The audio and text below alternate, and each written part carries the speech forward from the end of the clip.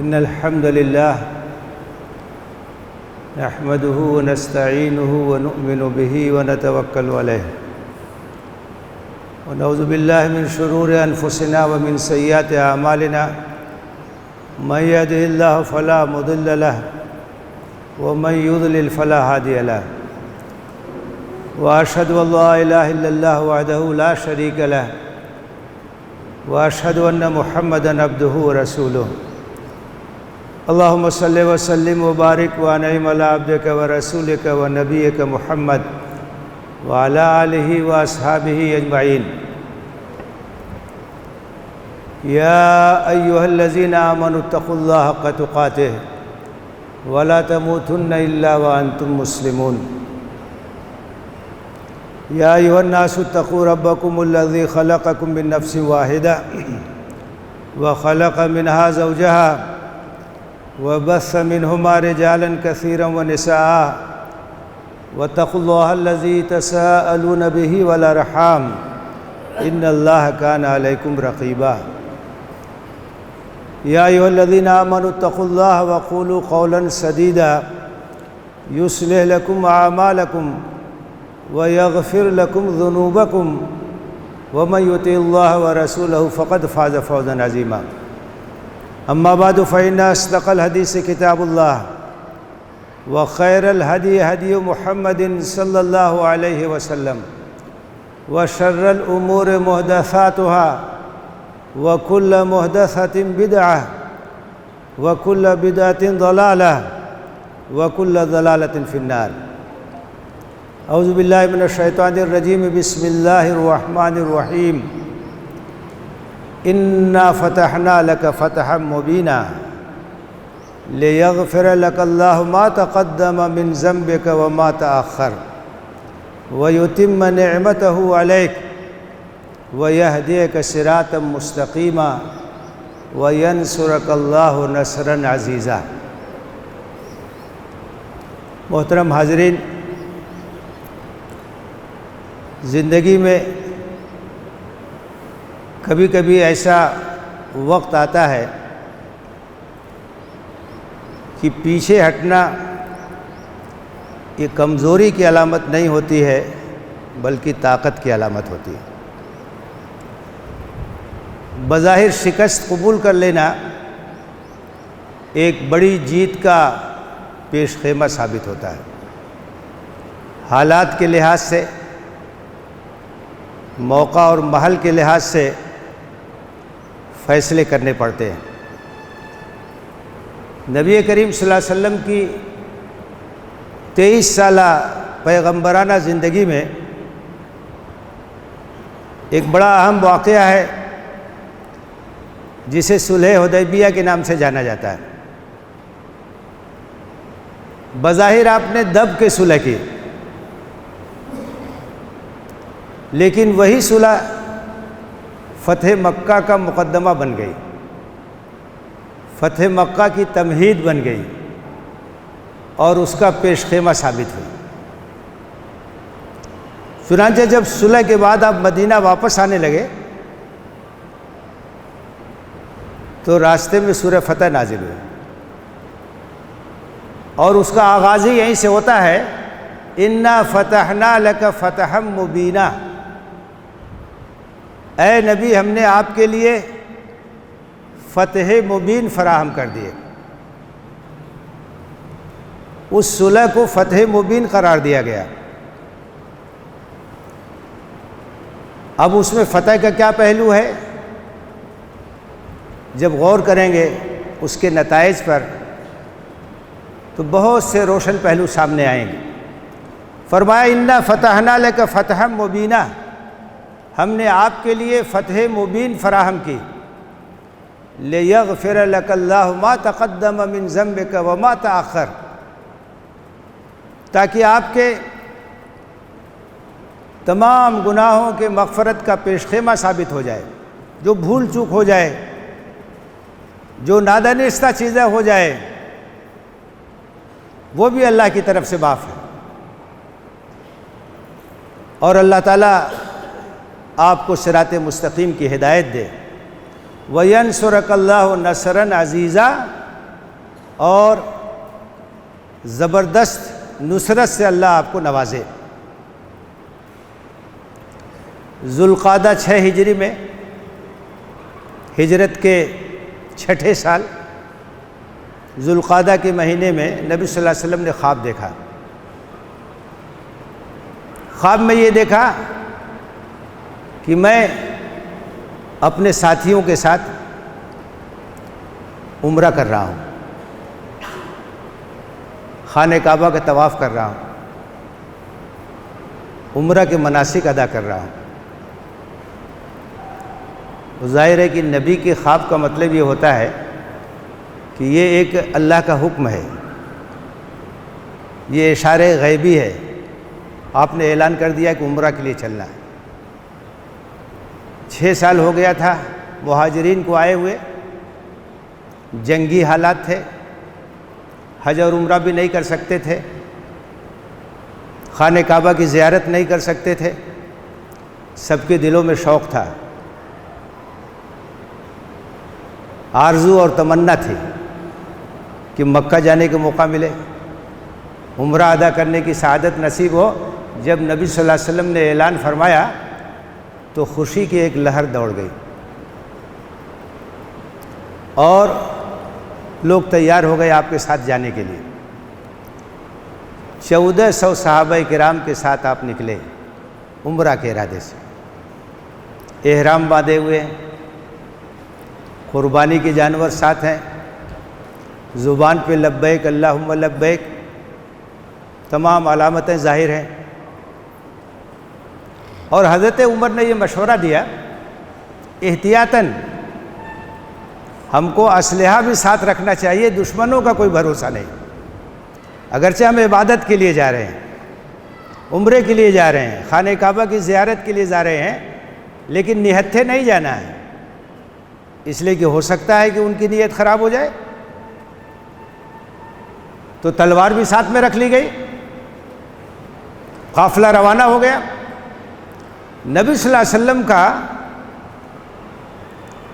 انتظام اتنا چوکس تھا، ایک دستہ آگے بھیج دیا گھوڑ سواروں کا، حالات معلوم کرنے کے لیے۔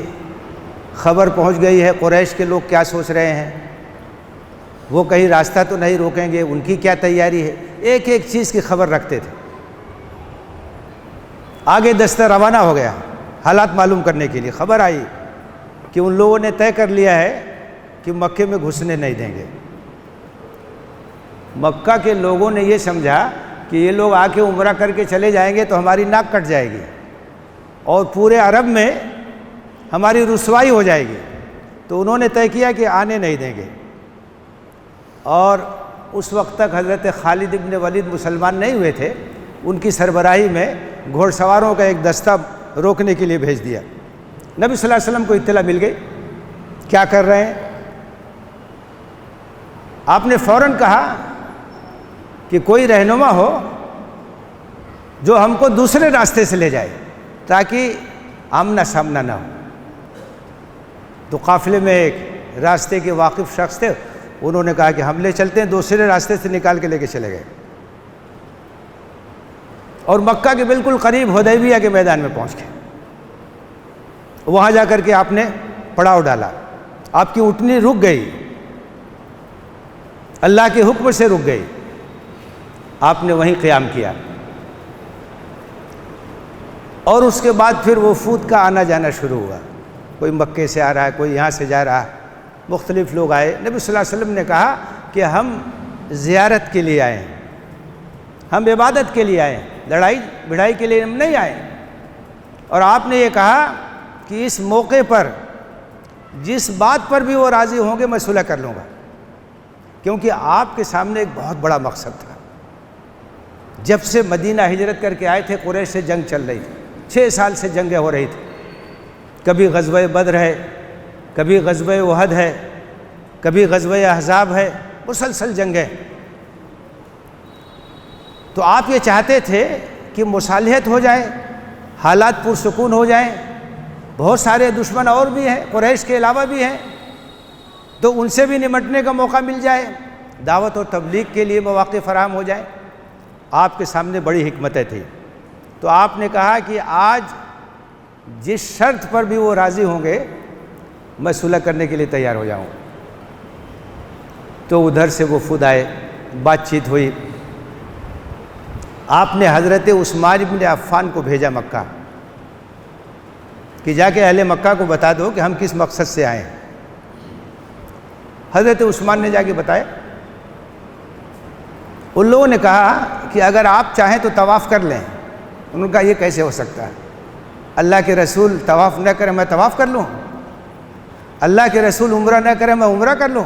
یہ کیسے ہو سکتا ہے؟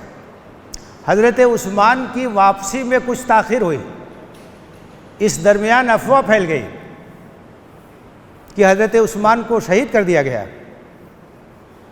پورے مسلمانوں میں غم و غصہ کی لہر دوڑ گئی۔ نبی صلی اللہ علیہ وسلم نے تاریخی بیعت لی حدیبیہ میں ایک درخت کے سائے میں، جو بیعت رضواں کے نام سے مشہور ہے۔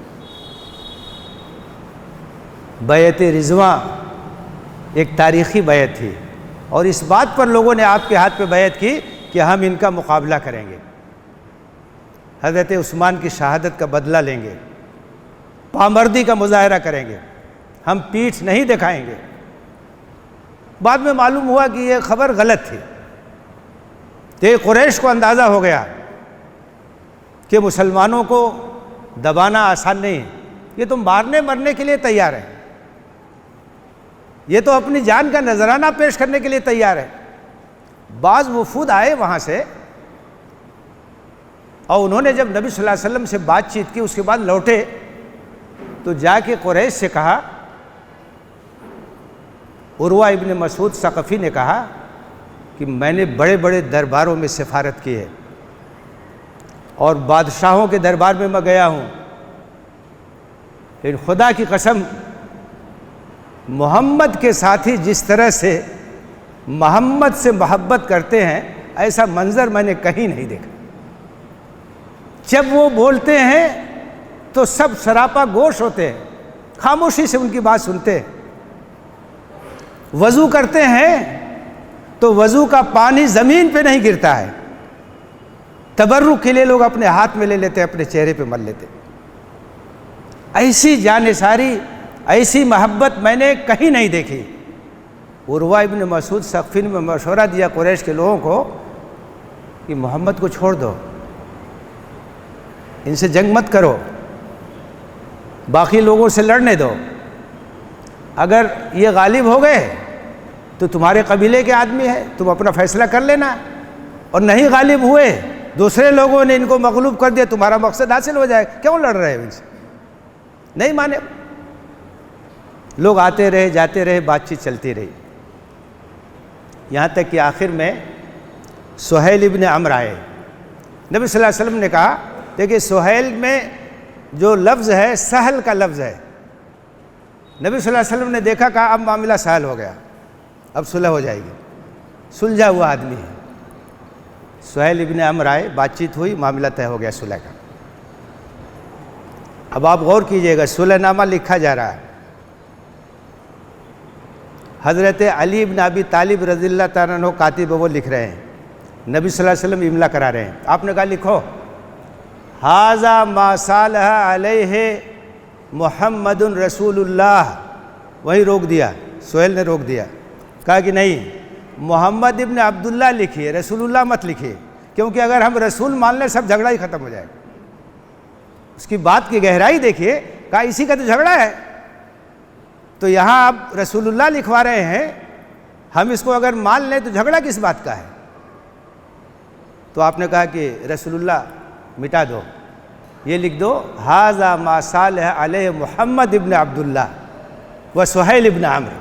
آپ نے ضد نہیں کیا اس کے لیے، مانو نہ مانو میں رسول تو ہوں ہی، ان کے نہ ماننے سے کیا فرق پڑتا ہے؟ آغاز میں جب آپ نے کہا کہ لکھو بسم اللہ الرحمن الرحیم، تو سہیل نے کہا کہ نہیں ایسے نہیں، ہم لکھتے ہیں بسمک اللہم۔ آپ نے کہا کوئی بات نہیں، یہی لکھ دو، اللہ کے نام سے شروع کرنا ہے، چاہے بسم اللہ الرحمن الرحیم لکھو چاہے بسمک اللہم لکھو، کیا فرق پڑتا ہے؟ جزیات کے چکر میں نہیں پڑتے ہیں، جو اصل چیز ہے اس پر نگاہ ہونی چاہیے۔ آپ نے دونوں باتوں کو مان لیا، اس کے بعد صلح کی شرطیں لکھی گئی۔ اب آپ دیکھیے پہلی شرط بڑی سخت تھی، 1400 صحابہ کرام احرام کی حالت میں قربانی کا جانور ساتھ لے کر کے آئے ہیں، اور یہ طے ہو رہا ہے کہ اس سال واپس جائیں، اگلے سال آ کے عمرہ کریں گے، اور بالکل مکہ کے قریب کھڑے ہیں۔ کتنی تکلیف کی بات ہے۔ مدینہ سے مکے کا سفر 400 کلومیٹر سے زیادہ کا ہے، اور اونٹ کی سواری، کتنی تکلیف سے وہاں پہنچے ہیں لوگ، مکہ سامنے ہے اور یہ طے ہو رہا ہے کہ اس سال واپس جائیں۔ آپ نے مان لیا اس کو۔ بعض لوگوں نے کہا کہ آپ نے تو کہا تھا کہ میں نے خواب میں دیکھا ہے کہ ہم عمرہ کر رہے ہیں، طواف کر رہے ہیں، تو آپ نے کہا یہ تھوڑے کہا تھا کہ اسی سال، اگلے سال آ کے کریں گے۔ تو پہلی شرط یہ طے ہوئی کہ اس سال واپس جائیں گے، اگلے سال آئیں گے، 3 دن تک مکہ میں رہیں گے، مکہ والے مکہ کو خالی کر دیں گے ان کے لیے۔ آپ نے اس کو مان لیا۔ یہ طے ہوا کہ 10 سال تک فریقین کے درمیان جنگ نہیں ہوگی۔ یہ ایک سب سے بڑا کام تھا۔ کئی سال سے مسلسل جنگ ہو رہی تھی، صلح ہو گئی کہ 10 سال تک جنگ نہیں ہوگی۔ تو اس کا نتیجہ کیا ہوا؟ جب جنگ بندی ہو گئی قریش کے لوگوں سے، تو نبی صلی اللہ علیہ وسلم کو موقع ملا آس پاس کے جتنے قبائل ہیں ان سے بات چیت ہو، ان سے معاہدہ ہو، اور ایک بہت بڑے دشمن جو یہود تھے اور خیبر میں مرکز بنا لیے تھے، ان کی خبر لینے کا بھی موقع ملا۔ اگلے ہی سال آپ نے خیبر فتح کر لیا، اور جو قبائل تھے ان سے معاہدہ کر لیا، بادشاہوں کے پاس، عمرہ کے پاس دعوتی خطوط لکھے۔ حالات جب امن کے ہوئے تو وفود آنے لگے، لوگ جوک در جوک مسلمان ہونے لگے، اور نتیجہ یہ ہوا کہ حدیبیہ کے موقع پر نبی صلی اللہ علیہ وسلم کے ساتھ 1400 صحابہ کرام تھے۔ 2 سال کے بعد فتح مکہ کے لیے جب آپ نکلے، 10,000 جانثاران توحید آپ کے ساتھ تھے، اور قریش کے اندر اتنی طاقت نہیں تھی کہ مزاحمت کے لیے کھڑے ہو سکے۔ یہ عظیم الشان فائدہ ہوا، فتح مکہ کا پیش خیمہ صلح حدیبیہ۔ یہ طے ہوا قبائل میں سے جو چاہے مسلمانوں کے ساتھ ہو جائے، جو چاہے قریش کے ساتھ ہو جائے۔ ایک اور شرط تھی، بڑی سخت تھی، مکہ سے اگر اپنے ولی کی اجازت کے بغیر کوئی بھاگ کے مدینہ آئے گا تو مدینہ والے واپس کر دیں گے، لیکن مدینہ سے کوئی اگر مکہ جائے گا تو مکہ والے واپس کرنے کی ذمہ دار نہیں ہوں گے۔ یہ بھی دب کی صلح تھی، آپ نے مان لیا اس کو، اور آپ نے اس کی حکمت سمجھائی کہ اگر مدینے سے کوئی بھاگ کے جاتا ہے مکہ تو اس کا مطلب یہ ہے کہ اس کے اندر کوئی خیر نہیں ہے۔ جس کے اندر خیر ہے وہ کیوں جائے گا مدینے سے مکہ؟ جانے دو ایسے آدمی کو، کھوٹا سکہ ہے وہ۔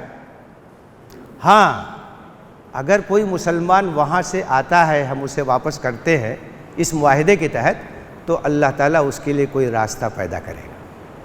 اس کو بھی آپ نے تسلیم کر لیا، اور اس طرح سے صلح کی تمام شرطیں طے ہوئیں، گواہیاں ہوئیں۔ اس کے بعد نبی صلی اللہ علیہ وسلم نے اعلان کیا کہ دیکھو اب ہمیں واپس جانا ہے، اپنی قربانی کے جانور ذبح کرو، اپنے سر کے بال مڈواؤ، احرام سے آزاد ہو جاؤ۔ یہی حکم ہے کہ کبھی آپ حج کے لیے، عمرہ کے لیے نکلے، راستے میں رکاوٹ ہو جائے تو جہاں رکاوٹ ہو جائے وہیں پھر آپ اگر قربانی کا جانور ساتھ ہے قربان کریں گے، اپنے بال کو مڈوائیں گے، احرام سے آزاد ہو جائیں گے۔ نبی صلی اللہ علیہ وسلم نے 3 بار آپ نے کہا، کوئی اپنی جگہ سے نہیں اٹھا۔ سب لوگ صدمے میں تھے کہ ہم نے اتنی دب کے صلح کر لی، ہم کو واپس جانا پڑ رہا ہے۔ سب لوگ خاموش تھے۔ نبی صلی اللہ علیہ وسلم خیمے میں گئے، حضرت ام سلمہ رضی اللہ تعالیٰ عنہ آپ کے ساتھ تھی۔ آپ نے کہا کہ دیکھو قوم کے لوگوں کا کیا حال ہو گیا، میں نے 3 بار کہا کوئی نہیں اٹھا۔ تو انہوں نے مشورہ دیا کہ لوگ صدمے میں ہیں، آپ اس کی فکر مت کیجیے، آپ جائیے اپنی قربانی کے جانور ذبح کر دیجیے، اور حجام کو بلوائیے، اپنا بال مڈوائیے، اس کے بعد دیکھیے سب لوگ شروع ہو جائیں گے۔ چنانچہ ایسا ہی ہوا۔ نبی صلی اللہ علیہ وسلم نکلے، آپ نے اپنی قربانی کی، اور اس کے بعد پھر اپنے بال، سر کے بال کو مڈوایا، اور اس کے بعد جب صحابہ نے دیکھا کہ اب اس میں کوئی تبدیلی نہیں ہو سکتی، اس کے بعد سب لوگ قربانی کرنے لگے، اپنے بال مڈوانے لگے، احرام سے آزاد ہونے لگے۔ کتنا بہترین مشورہ حضرت ام سلمہ نے دیا. کبھی حالات ایسے ہوتے ہیں تو اس وقت حکمت سے کام لینا پڑتا ہے. نبی صلی اللہ علیہ وسلم نے جب عملی طور سے کیا، سب لوگوں نے کرنا شروع کر دیا. جب واپسی ہوئی ہے تو یہ سورہ نازل ہوئی کہ فتح مبین ہے. یہ فتح مبین کیسے ہے؟ پہلی بار قریش کے لوگوں نے نبی صلی اللہ علیہ وسلم کو، مسلمانوں کو ایک طاقت کی حیثیت سے تسلیم کیا. تبھی نا آپ سے صلح کی. صلح میں دو فریق ہوتے ہیں. آپ نے ہماری طاقت کو تسلیم کیا، ایک فریق ہم کو مانا، تب آپ نے ہم سے ایگریمنٹ کیا. آج تک تو بھگوڑا مانتے تھے، ماننے کے لیے تیار نہیں تھے، وجود کو تسلیم کرنے کے لیے تیار نہیں تھے. پہلی بار ایسا ہوا کہ معاہدہ ہوا، ایگریمنٹ ہوا، ایک طاقت کی حیثیت سے ہم کو تسلیم کیا گیا. یہ خود ایک بہت بڑی فتح ہے. اور اس کے بعد جو دوسرا پہلو اس میں تھا کہ 10 سال کے لیے جنگ بندی جب ہو گئی تو آپ کو موقع مل گیا دعوتی کاموں کو آگے بڑھانے کا، بہت سے لوگوں تک پیغام اسلام کو پہنچانے کا، اور جو دشمن تھے ان کی خبر لینے کا. اور اس کا نتیجہ یہ ہوا کہ تیزی کے ساتھ اسلام پھیلنا شروع ہو گیا. اور اس کے بعد 2 سال کے اندر اندر خود قریش نے صلح کی خلاف ورزی کی اور نبی صلی اللہ علیہ وسلم کو موقع ملا. آپ نے فتح مکہ کے لیے چڑھائی کا اعلان کر دیا. 10,000 صحابہ کے ساتھ 8 ہجری میں رمضان کے مہینے میں مکہ پہ چڑھائی کی، مکہ فتح ہو گیا. کوئی خاص لڑائی بھڑائی کی نوبت بھی نہیں آئی. تو یہ صلح حدیبیہ ہی کا ایک نتیجہ تھا، اسی لیے اس کو فتح مبین کہا گیا. آپ غور کیجئے کہ نبی صلی اللہ علیہ وسلم نے بظاہر دب کی صلح کی. آپ نے واپس جانا تسلیم کر لیا کہ اس سال واپس جائیں گے، اگلے سال کو عمرہ کریں گے. آپ نے یہ بھی تسلیم کر لیا کہ کوئی مسلمان اگر وہاں سے آئے گا مکہ سے، اسے واپس کیا جائے گا. بظاہر دب کی صلح کیا تھا آپ نے، لیکن صلح میں خیر ہے، صلح میں برکت ہے، صلح کے اندر بھلائی ہے. آدمی جب جنگ کی حالت میں ہوتا ہے تو دوسرا کام نہیں ہوتا ہے، باقی کام سب ٹھپ پڑ جاتے ہیں. آپ کی اگر کسی سے ٹھن گئی ہے تو ہمیشہ اسی چکر میں رہیں گے، آپ سکون سے نہیں رہیں گے. اگر پارٹی بندی ہو گئی، لوگ ایک دوسرے کے چکر میں رہیں گے، ترقی کا کام نہیں ہوگا، آگے نہیں بڑھ سکتے ہیں. لیکن اگر صلح ہو جائے، آپ بھی سکون سے ہوں گے، ہم بھی سکون سے ہوں گے، آپ بھی آگے بڑھیں گے، ہم بھی آگے بڑھیں گے، گاؤں ترقی کرے گا، علاقہ ترقی کرے گا. تو یہ صلح حدیبیہ کا پیغام ہے.